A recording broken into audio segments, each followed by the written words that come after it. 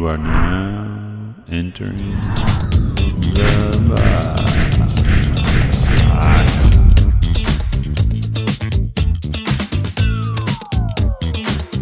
All right, welcome back inside the box. Today we have Rachel Thomas with us with RLT Jewelry. Welcome. Thank you. Excited to be here. And you can pull that a little closer to you. Sure. There. Go ahead. There you go. That? Don't be shy. Okay. Yeah, thanks for coming on. Yeah. I was looking into some of your stuff, and man, it looks like you do a lot of really cool stuff. Thank you. Yeah, it's been a blessing. I get to create keepsakes for anybody that has a milestone that they want to embrace or a loved one that they want to cherish and hold close. I get the opportunity to be of service. Yeah. How long you been doing jewelry for? So really all my life I've been dabbling in this and that. I'm fourth generation, so I grew up watching my dad create beautiful jewelry. I was going to say, is that from the jewelry store what was it, A.B. Lauer? Yep, that's my uncle. Oh, okay, cool. So it kind of, it shifted a few years ago. My dad moved out of town, and he's still doing some work, but my uncle and I were the only ones here in town for a few years. So he just shut down and retired. I should say he retired. He's happily retired. He's doing good. I followed up with him a couple weeks ago, and my dad is in Mississippi doing the bench work still, and nice. He's happy too. So you used to, just growing up, you'd be around it all the time? And yeah, I would love to just sit next to my dad and watch him work. There was something about his hands getting all dirty and calloused and holding like this beautiful work of art. Yeah. And, I always admire it. Even now, whenever I see my dad, the first thing I do is look at his hands. That's funny. Yeah, there's something just about creating something, and especially like something where you have an end result. You know what I mean? To look Right. at, it's so like satisfying. Right. Whether it's like creating, a graphic or a video or art or whatever, or even like my son's room. Mm-hmm. I've like redid his room and built them bunk beds and like did like this whole tree thing. It's like an outdoor theme, but just creating that and getting done, it's so satisfying. Definitely. That sounds really cool. So how long have you been in business for yourself? Since 2018, that was when I started taking it pretty serious, and then actually launched the business in 19. Awesome. How was that, given everything going on like right after that? It was like September. I became registered with the state, and then March was when the shutdown happened, and it was pretty back to back. Yeah. But God brought us through it, and we just catered to people where they were, meeting in, I hate to say it, but I would meet in parking lots. Right. It was almost weird. Yeah. But now I get, people are more comfortable sitting in my house and have it open. So you have like a little home studio set up? Yep. Cool. So my entire shop is taking over the entire basement for the most part. That's cool though. Yeah. So I got a lot of my tools were my dad's and my grandpa's, and I have a few tools that were my great-grandpa's. So that's awesome. Yeah. So the long line of jewelry. What's the word? Like jewelry smith or? Yeah. So goldsmith or silversmith, or jeweler. Jeweler, I guess. Yeah. Okay. It seems kind of dumb. I didn't know that. Well, there's so many layers. There's different, different aspects venues. of it, or do you kind of, can you do what is, I don't know what goes into it. Is there like, whether you're working with silver or gold, or what I mean, does that take different skill sets, or is it? Yes. Yep. So I do both silver and gold. I also work with copper as needed. So when it comes to the actual smithing of silver versus gold, one thing to keep in mind when you have the flame to it is the heat of the flame, the length of the flame staying on, and manipulating the heat to where it needs to go so that the metal does what it needs to do. Melting points or whatever. Mm-hmm. Interesting. Yep. So is gold higher?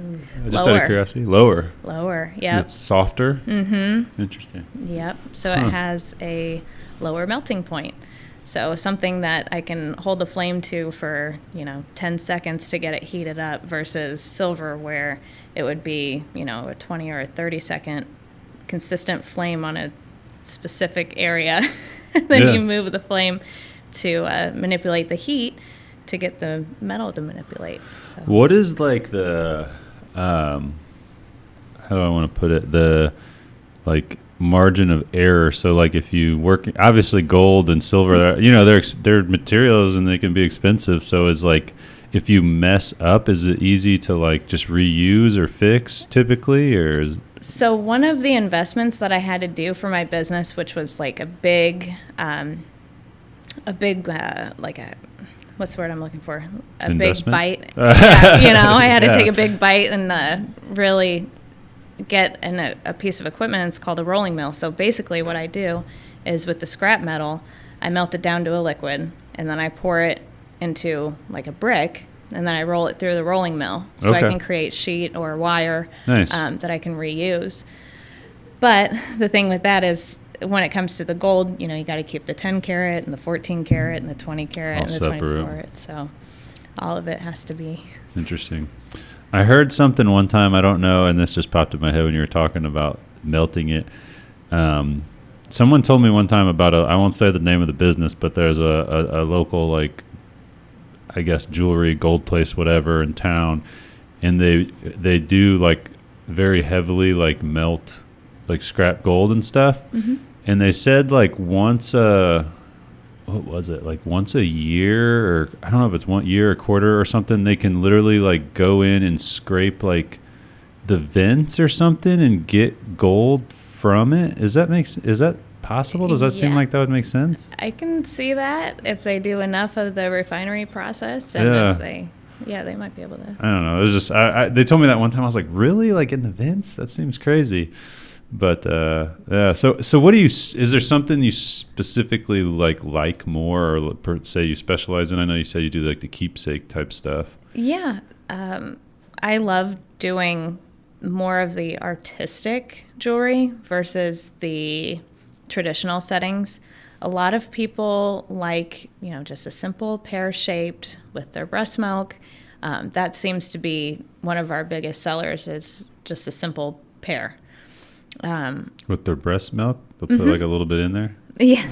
Yes. Cool. So I create the breast milk stone, and then I set that into the gold or the silver. Interesting. Yeah. Is that so doing that's like one of the best, I guess, top seller things that you do? Mm-hmm. Yep. So breast milk, wedding flowers, funeral flowers, and ashes. Those are my top keepsake making materials. Yeah. Excuse me. I had, what did somebody give me? Oh, it was the flowers from my dad's funeral, made into like a little ball. Mm-hmm. And then it was on like a bookmark, I think it was. Aw. But at the time, I didn't really read books that much, so I took it off of there and like just made like this like makeshift charm that I just wore on a necklace all the time. But yeah, that was always pretty cool. I was told though you can't get it wet. Is there something you can do to it so that you could, or is there? Well, I mean, we advise not to wear, like, if you're going to go swimming or if you're taking a shower, just mostly because of the chemicals. Mm-hmm. Water itself doesn't really alter the stone, as long as it's cleaned off. Silver is more where my concern would be, because silver tarnishes when it gets wet. Mm. So making sure that it's nice and dry before, you set it down or whatnot. Yeah, I think I just had it on like one of those like beaded chains like you like dog tags would have or whatever. Yeah. So what kind of process goes into making something like that? Like, is it like you're for like example, like the flowers, you know, when you make something out of flowers, is that like you put like epoxy on it, or how's? Yep. So I use an acrylic, and I go through a process of dehydrating the flowers, getting all the moisture out, and then I'm able to set it in the acrylic, and that is hard enough that I can work the metal around and set it in there. And Cool. yeah. It's one of those things where it's like almost hard to envision, you know. I feel like it's like got to see it. Do you do how about for like marketing? Do you do like a lot of videos of you working or anything like that, or how do you? I try. I do a lot of videos with my hands on with the metalsmithing, more than the acrylic, because most of the time when I do acrylics, I'm doing multiple pieces all at once, and I really don't think to. I know how that goes, yeah.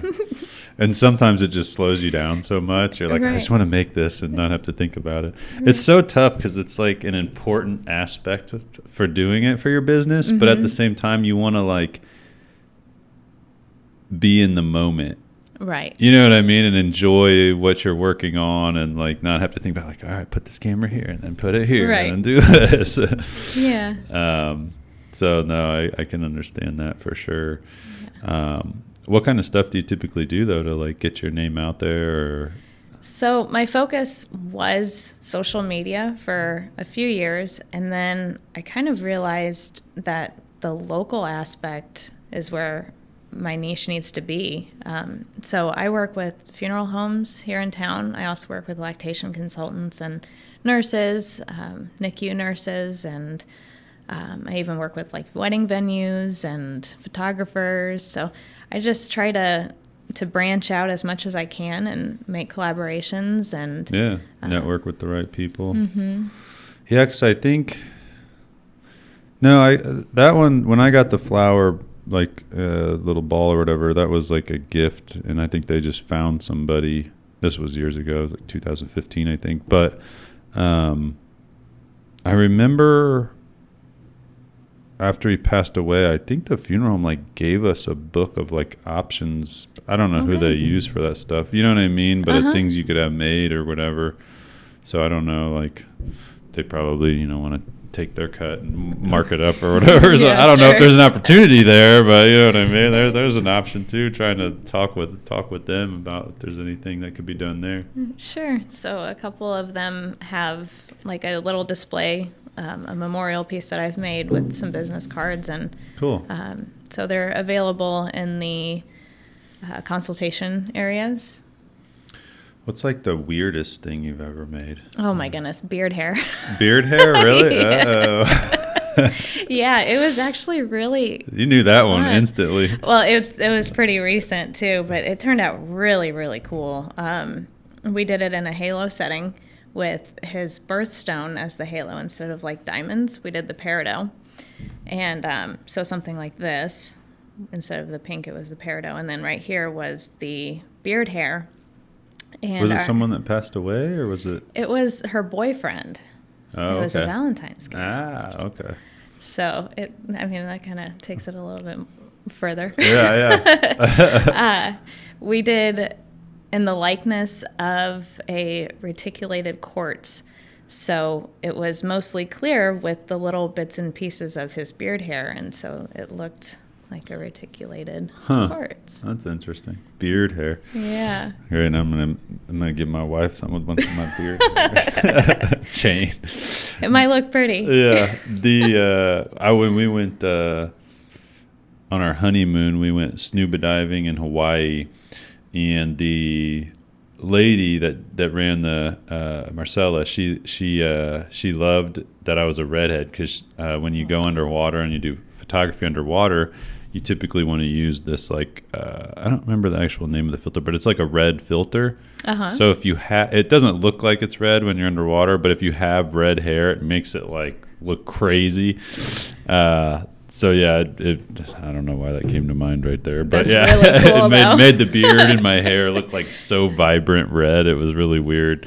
Made for cool pictures, though. I understand why she liked it. I'm intrigued. But yeah, it was interesting. So the beard hair, that's funny. Yeah. How about I saw on your Facebook you did like a knife. Oh, sure. Mm-hmm. That's interesting. How's that come about? Just looking for something? Yeah. So a lot of my jewelry is catered to women, and I was just kind of brainstorming what can I do for men, and had the idea of the pocket knives. And so what I do is I pretty much take it apart and rebuild it. And so are you able to just like take off like the grip and use it as kind of a mold to remake the same? So it's like free-handed. Once I take off the grip, I just freehand making the handle. Oh, okay. I didn't know if somehow you could like mold something around it and then use that as like a mold. Right. I don't know what word I'm using there. I feel like we're doubling up words a lot today. Yeah. Yeah. That's pretty neat, though. What'd they think of that? Yeah, it's cool. The most recent one I did. Was that actually for somebody, or were you just playing around for that? Yeah, so I've done like buckeyes from their grandfather's tree. I've done just, let's see, what else have I done? Flowers and the keepsake knives.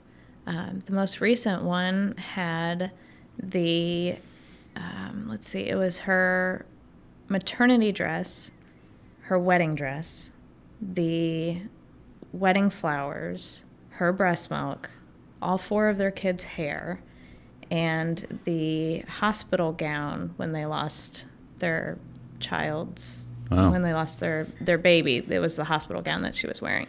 Really packed it in there. Yeah, all the steps. A lot. It like pretty much told their love story or their family story. Yeah, so that's crazy. Yeah, it was. How do you go about like I don't like trying to lay that out in there? Like, because I imagine like once you do it, it's in there. So is it just about like just going for it, winging it? Yeah. I mean, I kind of go with it. I surrender. I ask God for guidance over any piece that I make. But once it starts working out, I can see it, and I can manipulate how I need to. But most of the time, once I put it down, it's already, it's how it needs to be. It's kind of in the liquid or whatever. And it's not much you can do after that. So did you said it was like an epoxy or a acrylic? Yep, is that what you said? Yep. So it's an acrylic, and then I use. Is acrylic different than epoxy? So the one that I use, it has to dry fast. Oh, okay. Because a lot, especially with the ashes, they'll go to the bottom the longer that it sets. So I have to use one that's quickly. Interesting. Yeah. And you might not even know this. I know like a lot of people do those live edge tables with like epoxy. Like, is that kind of, do you think that's like a similar process? It's definitely similar, but it's a different kind of epoxy. Probably doesn't have to dry quite as fast. Right. Yeah, so you're not those you putting get in ashes in it. Well, maybe people do. That'd be kind of neat. Yeah. I haven't done one yet. But. How about like the biggest thing you've ever done?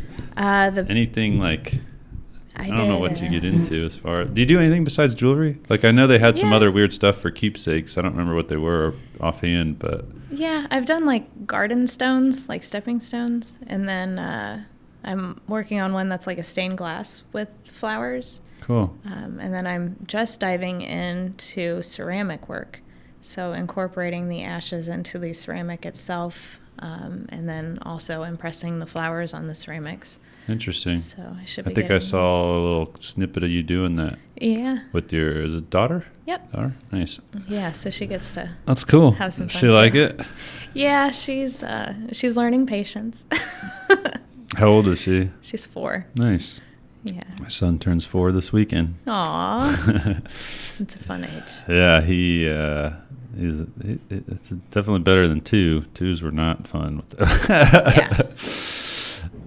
That's cool though. It's probably neat that she gets to see you making that stuff, I would think. Yeah. Just like you did, you know what I mean, growing up. Yeah, she loves to be a part of too. So she has like her own little hammer, and I Nice. have like a saw frame without the blades on it. Yeah. That she can hold on to and stuff. That's fun. Yeah, she's very hands-on, and she likes to create, and I can see how her mind is already working, and so I'm trying to incorporate her into the business too. Like, Yeah. I'll sit with clients, and she'll just be over in the corner and making a drawing for her, you know, for the client, and at the end of the consultation, she'll go up and hand it to them and tell them what she drew and why, and That's funny. you know, they get to send me a picture of it on their fridge. You know? Like, all right, now I'm going to make this crazy looking drawing for you here. Right. How's working at home? I know I had a home office for a long time, and it was super nice because it was so convenient, but it was easy to get distracted. Right. Yeah, that's the biggest problem that I run into is making the separation between getting work done and family time with my husband and with my daughter. Yeah. And bed. You know, like Right. I have to sleep, but sometimes I'm just like, you know, I got to get up and work, and it's hard for me to set that boundary of, okay, I don't need to work right now. I actually need to rest. Mm-hmm. And versus, am I just being lazy? Yeah. All I have to do is go down the stairs. Like, Yeah, there were nights where I'd be like, my wife would go to bed. I'd be like, all right, I got to get this website done. And then she'd wake up at like 8 a.m. She's like, have you gone to bed? And I'm like, I'm getting the site done tonight. I'm not messing around. right. Yeah. It's so hard to do that now, though, with kids because, you know, they're up ready to go. And it's like, I'm about to go to bed. Yeah. I can't be up right now. Right. Yeah, that's one thing that we struggle with, getting into the routine of, you know, my daughter just wants to constantly play, and so how can I incorporate play with me getting marketing stuff done and, you know, all that. So. It's hard being your own business owner, man. Do you do it full time? Yep. Nice. That's awesome. Yeah. Did you take that step then in 2019? Is that? Yeah. So basically what happened, I was working full time, and my parents decided to move out of state, and my mom was watching our baby at the time. Oh, okay. And my husband was like, you know, Were you working full time with them? Nope. I was working for a medical facility. Gotcha. And yeah, so they decided that they were moving, and I either pay for daycare or yeah. And my husband saw it as an opportunity, like, you know, you can stay home, just like what our plan was for me to grow my business, stay home, homeschool our child, and, you know, like, this is our jumping off point, but you have to be willing to do it. Mm-hmm. So his support was really what pushed me over the edge to make the decision. Cool. That's good. And he still is my number one support, which is incredible. Yeah. You know, he does a lot of the takes talking. a lot from a spouse. You know what I mean? It's hard. I know, you know, there's plenty of nights and days that either, you know, I mean, even before we had kids, when I wasn't around on the weekends or whatever, like, I mean, I was working, you know, 12-hour, 13-hour days, whatever. And like, that's, I mean, you know, putting up with it or being willing to not be around or whatever, it's a hard thing. And now with the kids, you know, if I'm not there, then she's doing it all by herself with 3 kids, 3 and under. So wow, my goodness. Yeah, so it's I know it takes a lot, so that's good. You gotta, you know, you can't. I don't think you can do it without somebody that's you know, supportive like that. So you homeschool also? Yep. Wow. Yep, we're starting lessons and getting going. So now you have to figure out how to divide time, like homeschooling and right. and doing that. Interesting. Yeah, that's a whole nother dynamic. Schools are weird nowadays, though, man. There's some weird stuff going on in school, so I can understand that. Yeah. It was interesting. The other day, I was sitting working on our letters and trying to go over the phonics of it, and she's like, "Well, I just want to draw this letter," and I'm like, "Okay, I guess we're learning the writing." Yeah, I'm switching to writing here. And she just took it and she looked at it and she just copied it. Like, her her mind works just like mine. Like seeing something, how can I make it? So it's going to be about, altering the learning to her needs and how she can incorporate and understand. So it was a really neat moment. I'm like, okay, I think I can teach you because I know how your mind is working. Figuring it out. Yeah, that's neat. So how is it, like, how do you even figure out how to do that? Is there just like stuff online, like outlines of what to do, or yeah? Is there any requirements, like the state or something? Like, here's what you got to teach your kids. Yeah, it depends on what your goal is with homeschooling. So my understanding, and I might be totally wrong with it, but I'm pretty sure I'm not. If you're wanting them to go into like a regular high school, they're going to have to meet those requirements at certain ages throughout the grade school level. So it just really depends. And then the same with college. So if you decide to homeschool in high school, then... Right, they got to meet this. Interesting. Do you guys have a plan on that yet, or just kind of going one step at a time right now? Yeah. I think it'll end up being how it's supposed to be. Yeah. Stuff happens how it's supposed to happen. I always say that happens for a reason. Who you meet, who you run. So many crazy things have happened to me just from doing, you know what I mean, just from being somewhere or knowing somebody. And I mean, this whole business honestly has grown just from obviously you have to put yourself out there and put yourself in positions and be open-minded, but so many amazing things just from like running into somebody and or somebody suggesting to somebody, or you know what I mean, even like I'm on the board with Michael at Silsa or whatever, and like even getting connected with that group happened because I did a podcast with somebody that was a runner. Isn't that what happened? Joe. Yeah, with Joe, and then Joe suggested doing one with Tracy, who owns the running center, and then Tracy suggested. I think Tracy suggested Joe. How do we get connected with Tracy though? Originally. Was it Michael? I think it was a local business. Oh no, her employee. Oh yeah, that's right. So Ryan was friends with somebody that works there and suggested her coming on. And Tracy came on, and we got connected with her and actually did a podcast with Joe. She suggested him, but Tracy then was on the board of Silsa, and you know what I mean? It's just like so many weird things, how stuff like that happens, and it seems like everything happens for a reason. Yeah, for sure. The tough part is to accept bad things. Yeah. Like if bad things happen, like then trying to think like, okay, why did this happen? What's this doing? What's this teaching me? You know what I mean? Right. How can I move forward? What, Yeah. It sounds like you're a pretty religious person. I wouldn't call it religious, but yeah. Something? Yeah. Believe in something? Yeah. That's kind of how I am. I just kind of think like, I don't like go to church or anything, but I definitely like believe in like a higher power, or maybe it's just destiny overall. I don't know. You know what I mean? I just believe, again, things happen for a reason. I definitely like will say a prayer. I don't know who I'm praying to, but I'm saying like you know what I mean? I'm like hoping for something to happen or hoping for something better. I think that's really though like what people need. They just need something to talk to, or when they're alone, or need something or need help. I don't know.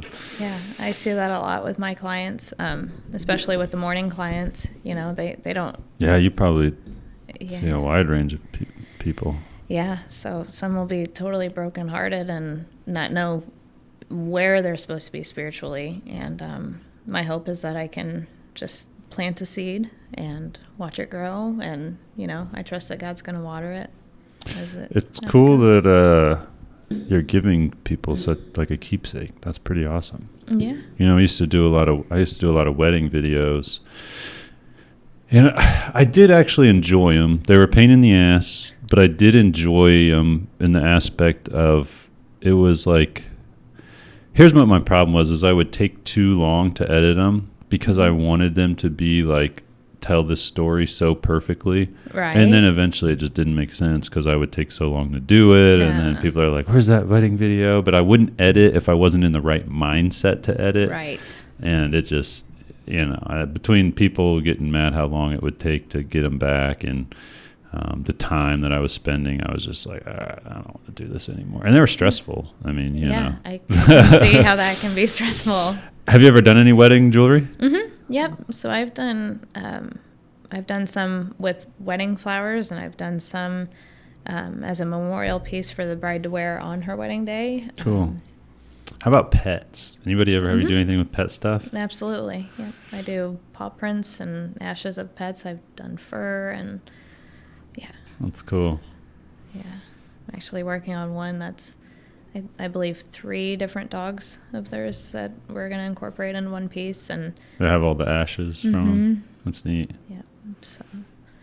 How do you do you have a lot of sample stuff or just pictures, or how do you usually go about showing people? So I have consultations, and I'll have my website pulled up, but I also have a little display of different materials and different designs. I try to have, like a halo design with a ring versus a more artistic necklace. I love pairing with natural stones too. So I try to have at least one with one natural stone. Sometimes there's 2 or 3 with, a large keepsake stone. Cool. So I try to have a variety of hands-on, but a lot of my work, as soon as it's made, it's gone. Yeah. So it's hard to show. I've made it a priority to make some keepsakes that are hands-on so that they can see it tangibly. Mm-hmm. Do you have a little photography thing to be able to set them up and get a nice photo? Yeah, I just moved it to our back room so I can have better natural light. Actually, today is a great day for me to take some product photos. That's on my to-do list. How do you usually do it? Do you usually like a solid background, or do you try to set it up in a more natural setting, or both? I'm still looking for more women that would be willing to model for me. I would love that, and I always ask for photos. I don't always ask. I try to remember to ask. Right, I know how that goes. Yeah, for photos of them wearing it. But I have different backgrounds that I use. I try to set up with some displays so that you can see the movement of the necklace versus just laying flat on the surface. And really trying to tell the story in the photo also without taking away from the jewelry itself, if that makes sense. So for sure. One piece I just finished is more of a scenic piece. So there's copper trees with Copper Mountain, and the background is a dark night with the stars as the ashes, and I added a little bit of opal to the stars too. So it's and an abalone moon. So it's, a totally scenic picture on a ring, and getting all that detail into the photo without anything taken away from it. Yeah. It's probably is some times where it's better to put it in a, draped over wood or sometimes to just have it on a solid background. Yeah. Yeah, that sounds amazing. I could tell you were just picturing the whole thing there describing. Sorry. No, you're good. I could tell you're just looking at it in your mind right there. It's awesome. Yeah, it's a lot of fun to just create, when clients... Do you mess with stone, diamonds and stuff like that a lot of times? Yep. I'm waiting for some diamonds today, actually. So, how is that from a... how do I say this? Obviously, diamonds can be expensive. How is that from a standpoint of, I guess, fronting the money, to buy diamonds or something like that? How do you get a deposit to help out? And okay. Yeah, so I try anything over 400, at least half is down. Yeah. And I offer payment plans. I try to cater to different price points too, as much as I can. So can you get jeweler insurance? Does it cover if you if you jack up an expensive ass diamond or something? Yeah. So I've looked in. I mean, I probably should do more research on it, just because I don't take on a whole lot of pre-made jewelry, because I'm not a box store. I don't have brick and mortar and an overhead. covering. I try not to mess with it, and I get people all the time asking me to do repairs and stuff, and I'll say I'll look at it and tell you who you need to talk to, because I'm gonna refer you back to the original jeweler, because I know if it were me and somebody took a piece that I worked on to somebody else, right, and then they jacked it up, more than what it was. Yeah, then, frustrating. Yeah, so it's about a mutual respect for other jewelers too. So I try to say. Is it usually like marked or something by who did it? Yep. So there's maker stamps, and there's also stamps to tell you what metal it is. So some of them might say 925, that's sterling silver, like a 14K, that's 14 karat, so forth. But there's some great groups actually on Facebook that are jewelers just helping other jewelers, and they'll upload a photo of, okay, whose signature is this? And somebody knows somebody, or they're right there on there, and just send it off to them. Yeah. So it's. Are there a lot of jewelers in Springfield? Not as many as there used to be. I was gonna say, I feel like. Yeah, we still got like the Lauer name. I definitely recognize. Actually, Josh here saw it, and he's like, "You should ask her if she's related to the Lauer Jewelry Store." And I was like, "Is that her in her name?" He's like, "It's in her thing." And I was like, "Oh, okay." I was like, "All right, cool." Yeah. That's so neat, though, that you guys have had that, like, from your grandpa, you said? Great grandpa. Yeah, that's crazy. Yeah, my great grandpa was a watchmaker. Ooh, that's cool. Yeah. Especially that long ago. That's probably really interesting. Yeah, it's really cool to see the tools. Do you have any of his watches? No, but I have a lot of the findings and the tools that he used. Huh. That'd be neat to find something he made, like an old watch. Yeah, I don't think I do. I do have some, engraving practice pieces that my grandpa did of, his wife's name. So cool. That was really neat to come across, but I don't think I have anything of my great-grandpa that he made. Watches I feel like, have become super popular, in the last couple years. Yeah. I don't know what's up with that, why it became so popular all of a sudden, but it's out of nowhere. I feel like they just got so popular. Right. My watch usually doesn't even have the right time on it. It's more just a style thing or something goes with my outfit.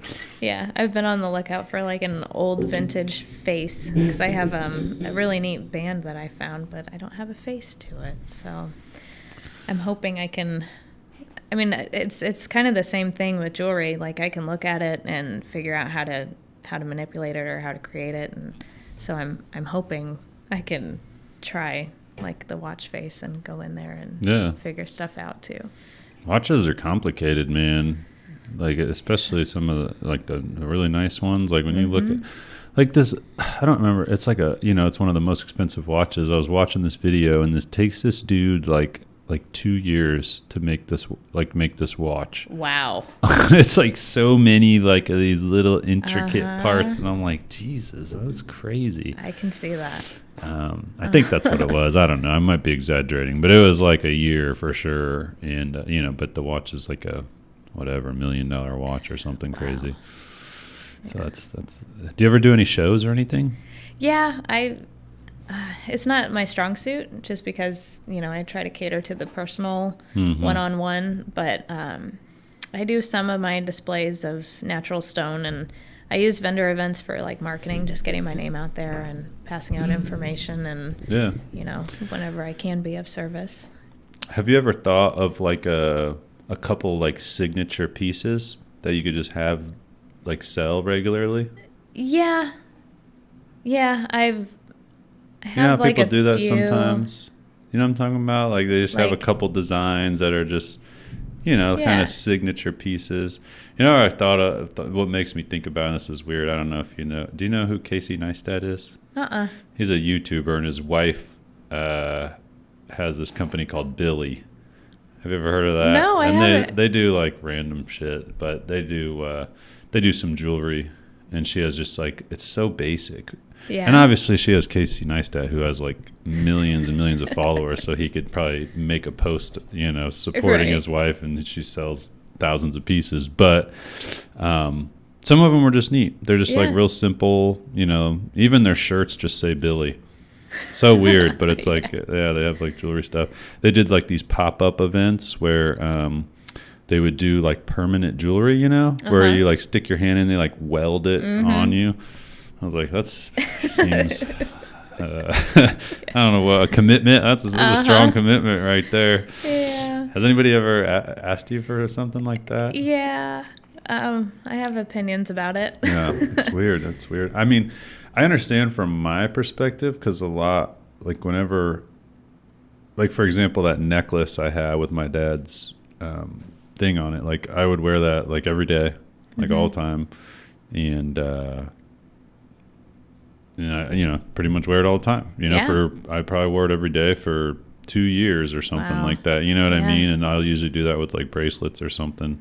Like right now, I mean, this is just one of those rubber ones, but my neighbor's deployed and his wife had these made, and it's like stands for red, or it's red because it stands for remember everyone deployed or something. Yeah. So I was like, all right, man, I'm putting this on until you get back. So get your ass back here. Yeah. So yeah, I usually kind of commit and have that on whatever it is. I don't know why. I guess not as much lately. Yeah, a lot of people will just wear it until it breaks. Yeah, kind of an interesting concept though. Something freaking welded around your wrist. I know that freaked my wife out. Yeah, she's so claustrophobic about stuff. Even like ring. Like if your fingers swell up and you can't get it off. Even though I don't have any reason to take it off, it's just like I'm like, oh, it freaks me out. My ring's on me. I can't get it off. I get it. So yeah, that's kind of a weird thing. Have you ever done? I know you said you've done some stuff with wedding, like keepsake type stuff. Have you ever done like wedding rings or anything like that? I'm trying. Yeah. I just started partnering with a casting house. He's in Illinois also, because you know it's a long story short. I had it in my mind that I needed to do all the settings by myself, like only me, hands-on, right? And it was almost a humbling experience to say, to make the decision as a business owner, it's not fair to spend, 4 hours doing something that I can, give a percentage of my proceed to another person who can make it in a day, and send it in. And then, so something like this, we just started. Check it out. Yeah. So that's breast milk.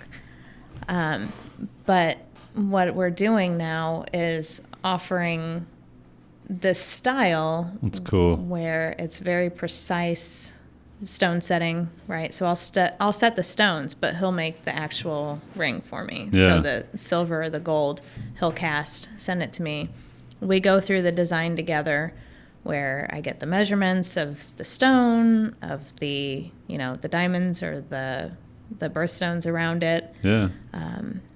And we go through that together. He makes it, sends it back to me, and it's minimal effort on my part instead of me spending hours trying to drill those little holes. For sure. That's cool. Yeah. So is all the white in here from breast milk? Yep. Neat. That's crazy. Yeah, it's been. So is this called a halo? Is that what? So that's a hidden halo. Because it's sideways?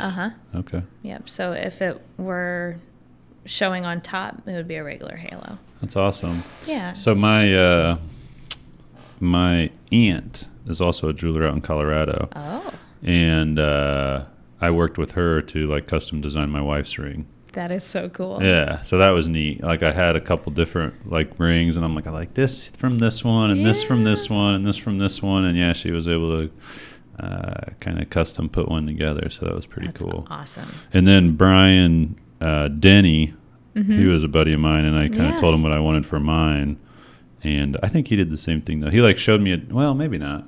He might have done the whole thing himself, but he made a 3D model of it first or whatever. Yep. And then so that's kind of neat having a touch in it, help give it the design input rather than just going and picking one out. Right. You know what I mean? That's where it just feels like, I guess I'm kind of unique from a man's perspective. Typically they don't always have I don't know. I feel like I did a really good job. She loves it. You know what I mean? But that might be harder for some guys. You know what I mean? To like have that design perspective on something like that. Right. I think then it just kind of falls back to the jeweler of input. Yeah. Of, is this really going to work in the design, or is it just a nice thought? You know, how can we incorporate and manipulate? And that's what I strive to do, because a lot of the times, you know, clients will have an idea in mind and it's just not feasible, which is okay. You know, we're able to, I don't want to say meet in the middle. Yeah, but, guide them. Yeah. To what is feasible. Right. There's some limitations. Right. So it always works out how it's supposed to. Yeah, there you go. I mean, we run into that. Someone wants something for a video, and I'm like, okay, this ain't like a movie set. You know what I mean? Like, so it could be done, but we're talking a lot of money.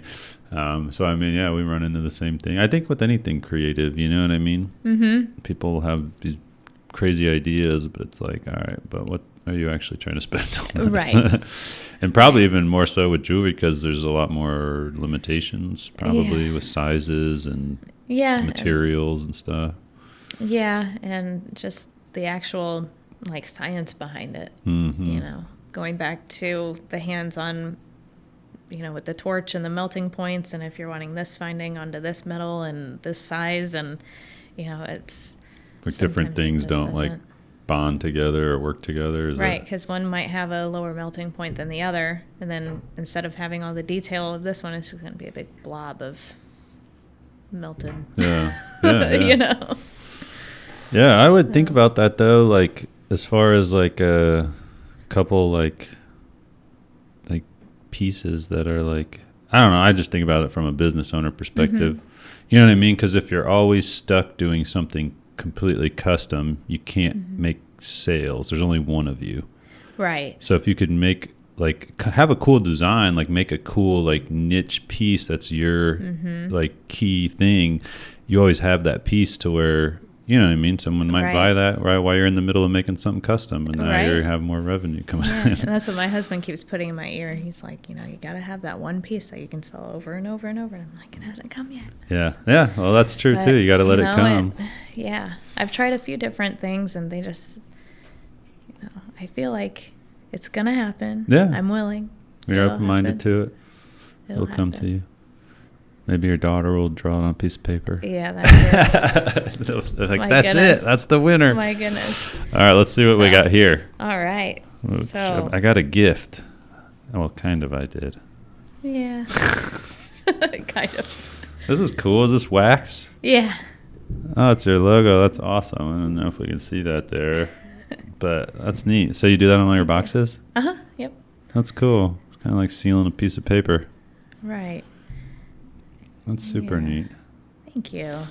So is that just one color of wax, or is there? I got two in there. Yeah, that's awesome. Yeah. Jeez, I can't believe how detailed the stamp of it is.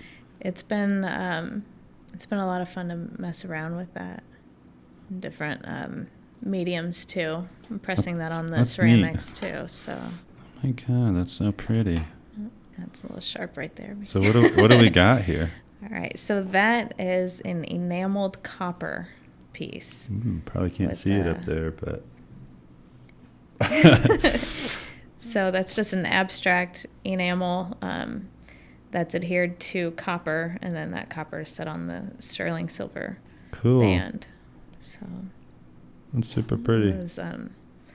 That's one thing that I'm trying to get going also, is that enameled copper, because it's, you know, each one is unique. Where's the color come from? That's the enamel. Okay. So the enamel is like a powder, and I put it on the copper and I heat it underneath. So my heat is focused on the copper itself. Once that copper reaches a certain point, it'll melt that powder into a liquid, and then it adheres and bonds to the copper itself. Kind of creates its own little design while it's happening. That's cool. And then whenever it settles down, it's a solid piece. And that's very neat. Yeah. So how do you do the hearts on the side? Is that? So that's just a wire that I ordered in. Oh, cool. Again, it's got like a pattern on it. Neat. Yep. So. Super cool. Well, that's awesome. Well, Yeah. appreciate that. And if That's she doesn't cool. like it, I'll get her something else. No, that's cool. Definitely. I bought you a nice gift today, babe. Right. That's super cool. No, I'll have to tell her about the whole like breast milk thing, because that's really cool. Because she's we're on our last kid, so like it's gonna be over before she knows it. Yeah. Here's some business cards and everything. Awesome. Yeah. Very neat. Yeah. So I try to incorporate a scripture card into each one, and I just find that it's the right message that the client needs, and however personal it's between them and God. So and then that last one is the Chatham area moms. They've been a great group of just moms supporting moms. Are you guys out in Chatham? They are. Oh, okay. I didn't know if you lived out there. Yep. So a couple women who started it and became clients of mine, and I just said, if you got business cards, I'll put them in for all the mommy clients that I have. Yeah, that's awesome. So do they have like a Facebook group or something? Mm-hmm. Yep. And then I also have cards for there's Dr. Jessica Kay. She does at-home euthanasia for pets.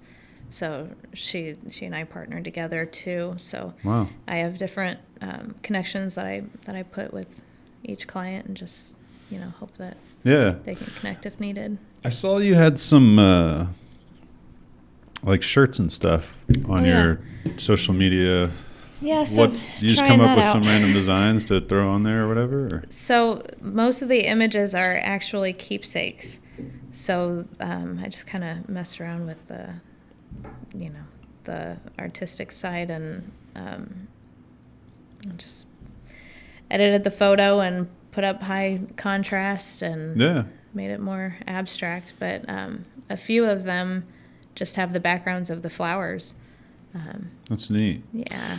Our one of our clients, Midwest Specialty Printing, they have what's called a DTF machine, and they can print like full color designs and apply them to a shirt, and it's pretty awesome. Yeah. We just did it for our St. Patrick's Day shirts, because I don't know if you know about printing of shirts, but like screen printing is like the most durable, where it's going to last the longest. Okay. But you have to pull the ink through a screen, and when you have like 3 colors, well, you have to go 3 different screens, apply 3 different colors. But on this DTF, it's like just prints a design, and then you just take that and heat transfer it to a shirt, and it's pretty cool. Yeah. It might not last quite as long, but I think it's still rated it's supposed to last through like 40 washes or something. Wow. So it's I just thrown it out there as an option for like, because full color's hard. You know what I mean? Yeah. So they got a pretty neat, and they'll even do something where they'll like I don't remember the exact details, but they'll will help you set up a situation where basically you sell the stuff and they'll make it and ship it for you. Oh, cool. So that's kind of neat. Yeah. Something to keep in mind. Well, thank you. I appreciate if that helps with that at all, I don't know. I am such a newbie on all of it. I don't really think I've even dived into it yet. Yeah. To be honest. Well, it's hard with clothes. I mean, there's a lot of online things, I guess, nowadays where you can kind of design it and they do the same thing. But it's also nice if you can keep it local whenever you can. Yeah. Which, can be hard sometimes, but. Yeah. But I saw a shirt on there that was Milky Mamas. Oh, yeah. Is that the group? No, it's just, Have you ever seen there's a Facebook group called Milky Mamas? Yeah. My wife's on there. Yeah. So I always joke around about it. I even had like oh man, I don't remember how it went. I made up some funny theme song for her every time she was messing with it. Yeah, it's awesome. I wish that there was more breast milk supporting groups. A few years ago when I first started with my daughter, it just seems like in the last year specifically, it seems like there's just so much more support. Awareness stuff coming out. Yeah. Yeah, it's definitely what the heck just happened there? It's definitely a weird thing. It was tough, especially with our first kid. He would he wouldn't latch, or I don't know, he just wasn't transferring milk or whatever, so she ended up having to pump everything and then give it to him through a bottle. So it was hard. Wow. It was really hard for her at the beginning with our first kid. Definitely. She made it through it though. Good. Yeah. Yeah. Well, I'd love to make her something. Yeah, it's a good idea. To see what she thinks about that.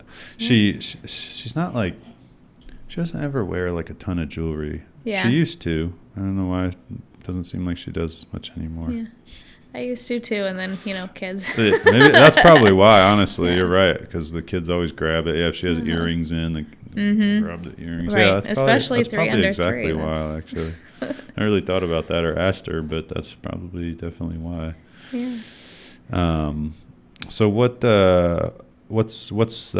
next with the business? What are we trying to do here? Get more awareness. Yeah. Sell more online. Well.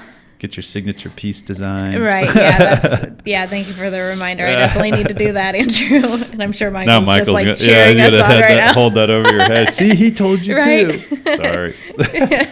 Yeah. No, Michael's been awesome as far as just guidance with the business too, because it just comes naturally for him. You know, he talks. Well, he's so funny well, because he doesn't own his own business, but he definitely works like he does. It seems like at least. Yeah. I'm like, man, this dude's like a member of all these things. He's always doing something. I'm like, geez, he might as well have his own business with how much he's working. Right. Yeah. He helps a lot, though. Yeah. Seriously, that's awesome. Well, he always definitely gives you a lot of praise when I've talked to him about what you're doing and work and whatever. You know what I mean? It's good to have that, like we said earlier. Yeah. How'd you guys meet? Are you from here? Yeah. So I am, but he's from Southern Illinois. We actually met through like mutual friends, and we were hanging out, and we were both like, not interested. And how long you guys been together? 8 years. Wow, nice. So our 5-year wedding anniversary is coming up next month. Awesome. But yeah, we were like, I don't want to date you. Well, that's fine. I don't want to date you. And then I was so mad when he kissed me. I was so mad. It's like, and there goes our friendship, dude. I'm sending him a clip of this. I was so mad. That's funny. Oh man, but yeah, I mean, he's you were amazing. hooked. Yeah. Gave you a dose of the Thomas. Yeah. He's been just incredible. Yeah, that's awesome. I'm so blessed. God's good. Yeah. But yeah, and then Addie's so much like him too, and I'm like, no, it's 2 versus 1. Like that's funny. She knows how to communicate better than I do, and I'm like, okay, here we go. So, but yeah, it's just been a wild 5 years of marriage, and with the business, he's been just helping me, not just with supporting, like, you can do this, but just brainstorming of, where I can branch out to, who I can connect with. And he definitely has a lot of connections. Yeah. It's out there networking constantly. Right. That's good, though, It's good that can have that balance and support.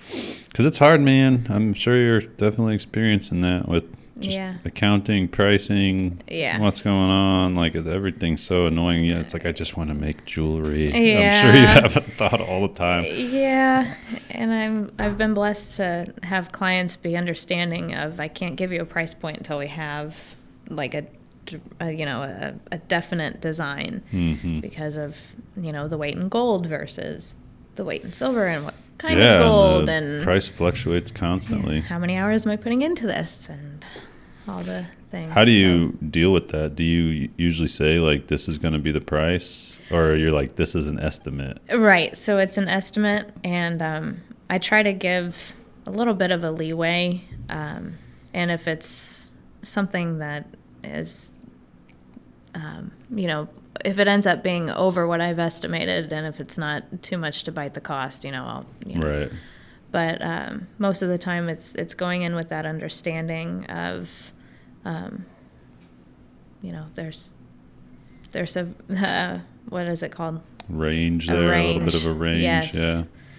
Yes, but how? Or have any clients get mad about it? Like, do you Not ever charge really. more and they're like, I don't think so. yeah. No, it's most of always the a tough thing. time we do a good job of building the sentimental value enough where, I mean, it's Yeah. most of the most expensive pieces are the ashes. So we're wanting it to be perfect, and most clients have that understanding of. Why is that? I think it's just because it's the actual like body of their loved one. I'm thinking is why it's. But when so- you say the most expensive pieces, is it just because Oh. it's harder to do them, or is it? That's just because of the sentimental value. Yeah. You know, I have to do more with the ashes than I Gotcha. do with the flowers or Yeah. the breast milk, Okay. the hands-on, and protecting myself and the environment and making sure that everything doesn't get cross-contaminated, and, Yeah. you know, making sure that my dogs aren't running into the room or my 4-year-old, and, you know, Right. so it's All right. Weird question that just popped in my head. So Okay. I have a container of ashes, okay. and when I shake that thing around, it sounds like there's some chunks in there. Uh-huh. Yes. Is that? Do you experience this? People give you ashes, and you're like, Yeah, and it's I'm like, gonna- is that bone? What is Uh-huh. that in there? Yeah, so it depends on the process of the cremation itself. You know, it takes hours to go through that process, and again, with the right temperatures and whatnot. But sometimes I'll get, you know, more thicker pieces than the finer, and I have a method to, you know, grind them down and get the consistency that I need. But Yeah. but yeah, it's Is that a little bit weird? it's I've only You're had like, to "I'm do it a done." couple times, Yeah. and I feel guilty doing it Right. almost, you know. Yeah, I can understand that. Because it's more of this isn't what you presented to me. Right. You know, I'm manipulating the actual material Yeah. versus Yeah, it's weird. yeah. It's Yeah, kind of but- it's definitely a weird thing. Yeah, so I just have to make sure I that have to think about that though, because I have my dad's ashes, my grandpa's ashes, and my grandma's ashes. Wow. Like just a little bit. Like we just Mhm. saved like a little container of them, so that'd be kind of Sure. cool to like do something with all of them. Mhm. I have a keepsake that I'm working on with You only her- need like a little bit, right? Mhm. Yeah. Yeah, I request like a half teaspoon, so Yeah. really not much at all. And whatever I don't use, I give back.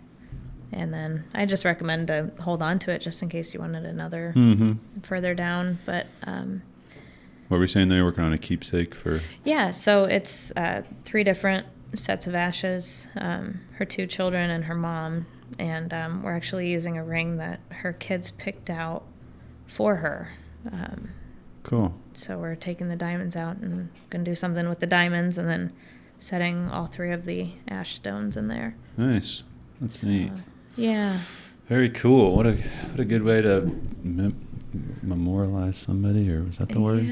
Yeah. Commemorate, whatever. Yeah. I just find like when I lost a dear friend, you know, I had a necklace with her funeral flowers, and like just having something tangible to hold on to, you know, like Mhm. just that helped me with the grieving process. And I just see it all the time of especially with the mourning clients, you know, they're reaching for something, you know. Yeah. They're trying to fill that void that was left, and you know, I'm just able to offer something Mm-hmm. something that can help them in that, and you know, give them a little bit of comfort. Yeah, that's awesome. Can I see your? I want to see. Can I see your green? Oh ring? yeah, oh yeah. What is this guy? So that is called an Aurora Opal, and that's all just That's awesome. fun. I like- love that green, so that's Probably can't see it very well, but here we go. That's cool. Aurora Opal. Opal's my Mhm. birthstone, I think. October. October. Mm-hmm. Yeah, Damn, I'm a that's sucker cool. for opal. I try to use it anytime I can. So is this like a pattern then also you can get like this Mhm. whole Yep. the Yep. leaves and it's like a little fence holding it in or something Yeah. there. That's cool. Yeah, it's Yeah. beautiful stone. That's neat. I Thank don't you. think I've ever seen an Aurora opal. Yeah, it's named It's like after the Northern Lights or something over that's here. exactly what it's named after. So it's a synthetic opal. It's a man-made. Is it? But yeah, it's named after the Aurora Borealis. That's cool. Very pretty. Yeah, it's a lot of fun. And then, there's to make the silver darker, you use a liquid called liver of sulfur. And what's it, tarnish it a little bit? Yeah, and it just smells like Interesting. rotten eggs, but it's so funny. That something as disgusting as a yellow thing that smells like rotten eggs. Works perfectly Yeah, for this. it's a lot of fun. But Well, what is the hardest part of being a small business owner? This is kind of a wrap-up question. Sure.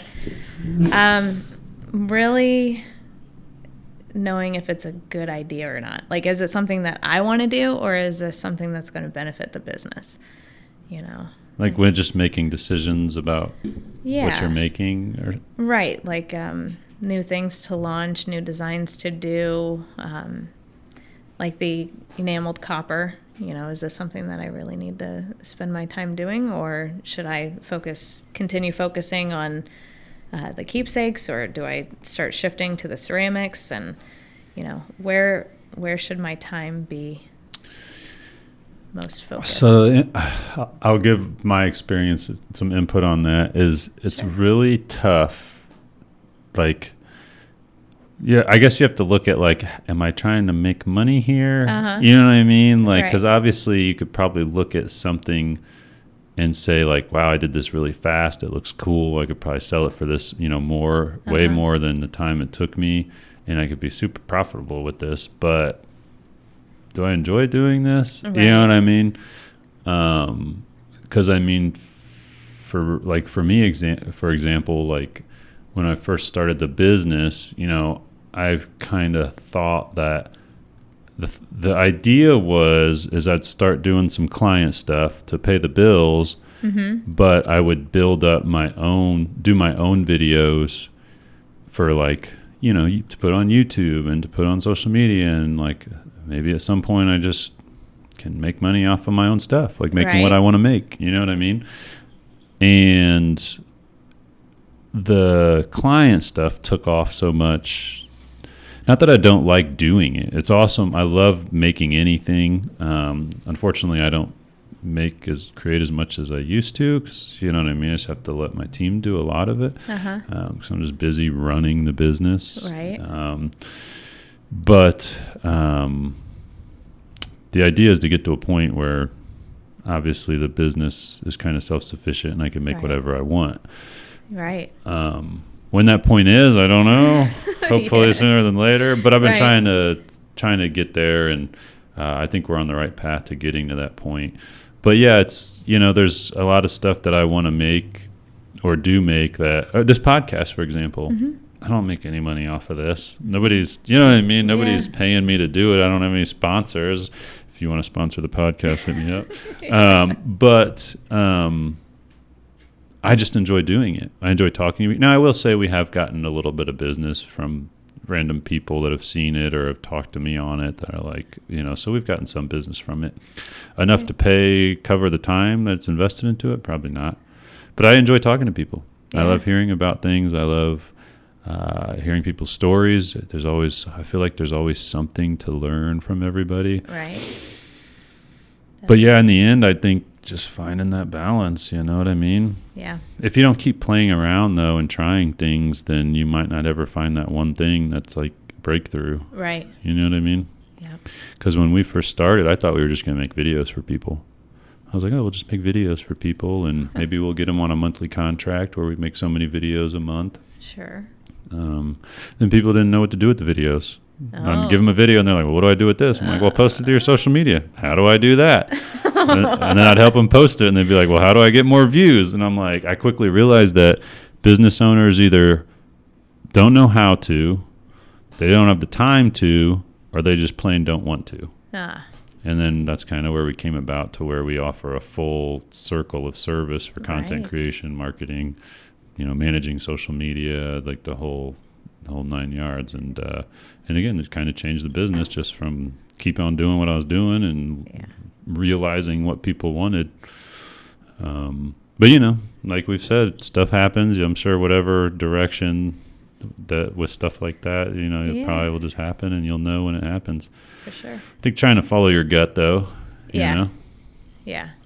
If you can find those couple staple pieces to just need a good design, man. Need a good design. Yeah. So, well, it's been awesome having you on. Yeah. What's the best place for people to check out your work or order something or contact you? Sure. So my website is just rltjewelry.com. Easy. Yeah. And then my phone number, 217-303-6143. Nice. So So keepsake jewelry, is that your biggest thing right now you get the most business from? Definitely. Keepsake. Yep. So those one-on-one consultations are always welcome. Yeah. Would you prefer to have more like custom regular jewelry, or do you just enjoy doing whatever? I mean, I love finding any kind of components and stones and just making whatever I want to make. I love that. Yeah. But I feel like it's a little bit harder to get that out there. But. Well, if you are looking to memorialize, create a keepsake of a person, anything, an event, your children, your breast milk. Yep. Beard hair. Yeah, beard hair. There you go. Yep. Check her out, rltjewelry.com. You got it. Thanks for coming on today. Thanks, Andrew. Yep. Appreciate it. Thanks, everybody.